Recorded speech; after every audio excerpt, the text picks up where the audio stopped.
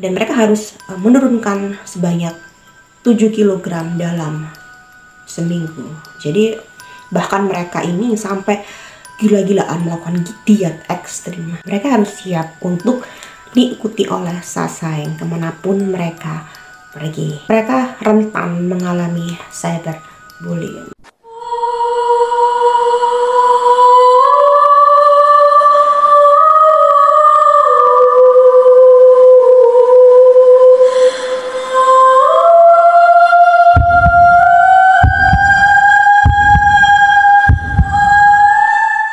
Halo, assalamualaikum semuanya, kembali lagi di channel aku Abis. Di video kemarin kita membahas tentang kisah horor yang dialami oleh idol K-pop. Kali ini kita akan bahas tentang masih seputar dunia K-pop, tapi kali ini kita akan bahas tentang sisi gelap dunia hiburan K-pop. Tanpa basa-basi, yuk kita simak kisah selengkapnya. Kalau kalian mendengar tentang kata K-pop atau idol K-pop, apa sih yang pertama kali terlintas di benak kalian? Mungkin gak jauh-jauh dari kata oplas, cantik, ganteng, tinggi, putih, glamor, liburan, barang branded, tempat mewah. Pasti gak jauh-jauh dari hal itu, tapi itu semua adalah sebuah citra yang dibuat oleh manusia karena mereka adalah seorang public figure. Mereka disetting untuk menunjukkan kesempurnaan mereka di depan publik. Tapi kali ini kita akan bahas tentang sisi gelap dunia hiburan K-pop. Jadi sisi gelap dunia hiburan K-pop yang pertama adalah mereka harus melewati masa training yang sangat panjang dan melelahkan. Bukan sebuah rahasia publik lagi kalau di industri dunia K-pop yang berada di negeri ginseng ini adalah sangat diminati oleh banyak remaja dan kaum muda di seluruh dunia. Bahkan untuk menjadi seorang artis idol K-pop dan untuk melewati sebuah proses training atau debut untuk menjadi seorang idol, itu prosesnya tidaklah mudah. Mereka harus melalui pelatihan, mereka harus melewati berbagai macam audisi yang sangat-sangat ketat.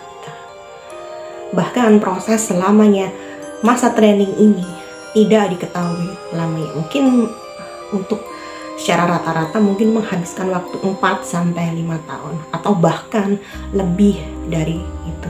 Mungkin bisa 10 tahun, 11 tahun, bahkan 13 tahun lamanya. Itu proses yang sangat panjang dan melelahkan. Jadi apa sih kata training ini? Jadi kata training, FYI, bagi kalian yang belum tahu, kata training merupakan kata yang biasa orang sebut seorang calon artis atau calon kandidat idol K-pop yang masih harus menjalani masa training di bawah naungan manajemen. Jadi proses training ini menghabiskan waktu yang sangat panjang dan harus melalui berbagai proses yang sangat melelahkan. Dan banyak kesaksian dari beberapa aktris atau idol K-pop seperti Jihyo, Twice yang menyebutkan bahwa proses training seorang idol ini merupakan hal yang sangat luar biasa, melelahkan. Jadi menurut manajemen, untuk menjadi seorang idol yang sempurna di mata publik dan di layar kaca untuk para fans mereka dituntut untuk menjadi idol yang sangat sempurna. Jadi di dalam proses training mereka diajarkan berbagai kelas, yaitu seperti menyanyi, dance, kelas bahasa, bahkan kelas kepribadian. Dan cukup menyita waktu sih ya, dan cukup menyita waktu masa muda mereka untuk sebuah popularitas. Dan hal yang paling ditakutkan oleh para trainee adalah proses evaluasi. Itulah yang menentukan mereka cocok atau pantas untuk debut menjadi seorang idol K-pop atau tidak. Jadi prosesnya ini begitu ketat, bahkan tidak menutup kemungkinan mereka yang sudah melalui proses trainingnya begitu lama, bertahun-tahun lamanya, gagal di tengah jalan. Yang kedua, adanya kontrak budak atau slave contract yang ditandatangani oleh idol pada masa debut mereka. Jadi banyak fakta yang menyebutkan bahwa slave contract ini sangat merugikan di pihak idol dan sangat menguntungkan di pihak agency. Bahkan mereka harus menyelesaikan kontrak mereka selama 11 sampai bahkan 13 tahun lamanya dalam kontrak ini. Cukup lama ya.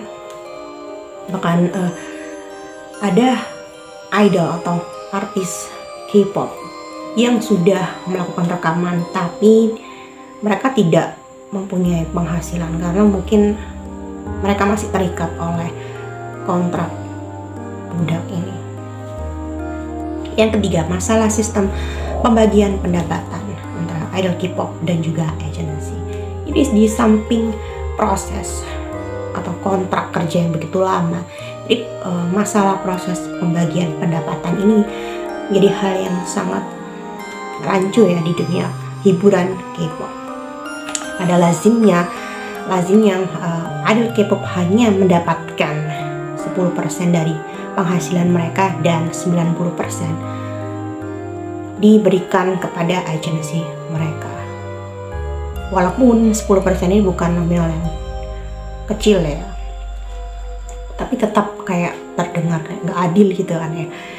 Dan beberapa pihak agensi memberlakukan, adapun pihak agensi yang memberlakukan sistem bagi hasil yaitu 30% untuk artis dan 70% untuk agensi. Itu pun dinilai sudah sangat menguntungkan bagi si artis. Ya daripada yang tadi 10% ini ya lumayan lah. Yang keempat, masalah penerapan beauty standard atau standar kecantikan Korea yang dinilai begitu menyiksa para idol K-pop.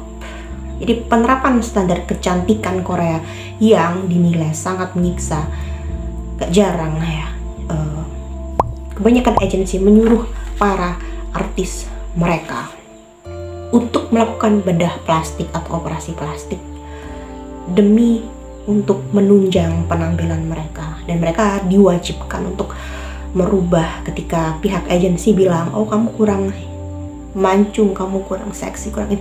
Mereka harus bersedia melakukan sebuah prosedur bedah plastik.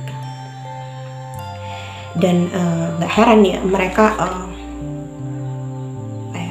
semua tubuh para idol K-pop ini juga sangat kurus gitu, karena di pihak agensi sendiri sangat mengatur pola makan dan berat badan mereka. Jadi standarnya tuh hanya 47 kilo untuk perempuan. Gila, itu harus gimana ya, gak bisa. Dan mereka harus menurunkan sebanyak 7 kg dalam seminggu. Jadi bahkan mereka ini sampai gila-gilaan melakukan diet ekstrim yang sangat membahayakan bagi tubuh mereka. Bahkan nggak banyak dari idol K-pop atau artis K-pop ini tumbang saat mereka manggung atau melakukan aktivitas. Dan banyak yang mengaku bahwa mereka sempat merasa kelaparan di hari-hari melakukan aktivitas training mereka gitu. Jadi karena mereka diet yang sangat ketat, harus ini, nggak boleh ini, nggak boleh makan ini, dan harus selalu dituntut untuk menjadi kurus gitu ya.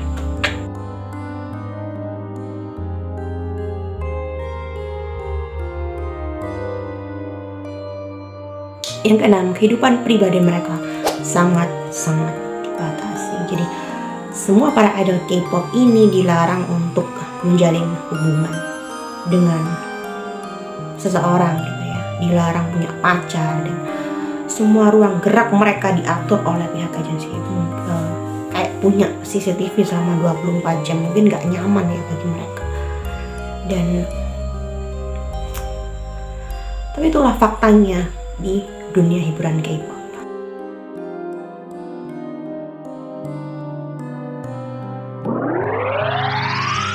Yang kedelapan, mereka harus siap untuk diikuti oleh sasaeng kemanapun mereka pergi. Jadi apa sih sasaeng ini?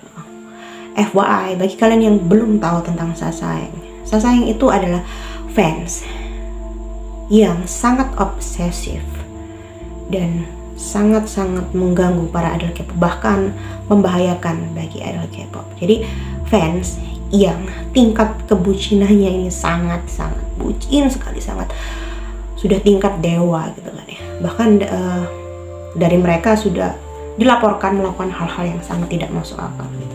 Contohnya menguntit kemanapun si idol pergi, meretas sosial medianya, membuntuti kemanapun idol pergi, menaruh kamera di hotel tempat idol menginap, memberikan apa ya, kayak hal-hal yang gak lazim lah, di kayak darah atau apapun gitu ya dikasih ke idol mereka. Jadi bucinnya ini sangat-sangat berlebihan gitu ya. Jadi kembali lagi, apapun yang berlebihan itu tidak baik ya. Ya contohnya si sasaeng ini, bahkan kita aja yang terlalu dikuntit aja kadang merasa risih ya, gimana lagi kalau sasaengnya udah enggak. Yang kesembilan, mereka rentan mengalami cyberbullying. Jadi kasus cyberbullying di Korea ini merupakan kasus yang cukup signifikan, cukup tinggi ya terjadi di Korea. Bahkan kasus cyberbullying ini parah banget di Korea gitu. Banyak media yang meliput tentang bunuh diri yang disebabkan oleh cyberbullying. Banyak idol K-pop bahkan mengalami cyberbullying. Contohnya Gohara, Sulli, Jongdabin, sehingga mereka memutuskan untuk mengakhiri hidup mereka dengan cara bunuh diri. Yang terakhir, itu perlakuan tidak pantas yang dilakukan oleh para senior idol K-pop mereka. Nah, jadi banyak kasus ya yang menyebutkan bahwa kayak jatuhnya ini kayak bullying ya sebenarnya, sama kayak yang dari bullying. Jadi seolah-olah sok-sok lah mereka sudah senior, jadi mereka bebas ngebully adik-adik atau angkatan baru di agensi mereka. Jadi para trainee yang baru ini dibully,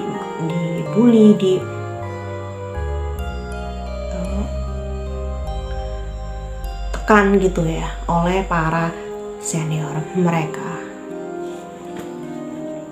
Jadi itu tadi tentang kisah atau sisi gelap dari dunia hiburan K-pop. Apa kalian masih kepingin untuk menjadi idol K-pop? Kalau aku sih enggak ya, kayaknya enggak kuat juga jujurnya. Banyak tekanan-tekanan yang harus dilewati atau dilalui untuk menjadi seorang idol K-pop. Jadi sebenarnya kasihan juga ya, di balik dunia gemerlap dan senyum indah mereka di depan layar kaca, mereka menyimpan sederet kisah sedih tentang proses untuk menjadi seorang idol ini. Salutlah buat mereka yang masih sehat dan mentalnya masih sangat kuat. Kasih applause lah ya. Jadi jangan lupa subscribe, likes, dan komen. Hanya di channel aku, Abis Creepy, supaya kita bisa membahas hal-hal sangat horor, misteri, teori konspirasi, pembunuhan, tentang idol K-pop. Hanya di Abis Creepy Zone. Sampai jumpa.